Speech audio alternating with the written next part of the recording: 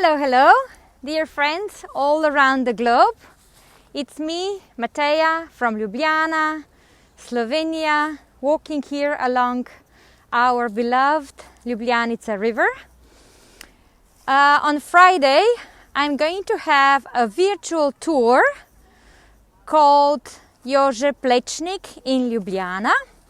Most probably you already know that Jože Plečnik is the most notable architect from Slovenia, although I have to admit we had quite a few excellent architects. But anyway, once you come to Ljubljana, you see that he was really very active here. At the moment, I am walking along the river in so-called Trnavo city area. Now it was a city area, before it was actually a small village of boatsmen and fishermen.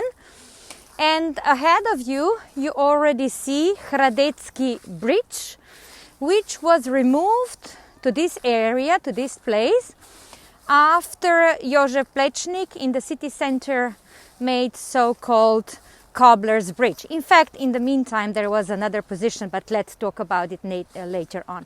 So, dear ladies and gentlemen, with this live tour at the moment, I am inviting you to join me on Friday on a virtual tour called Jože Plečnik and the capital of Slovenia. Have a nice day. Bye bye. See you soon.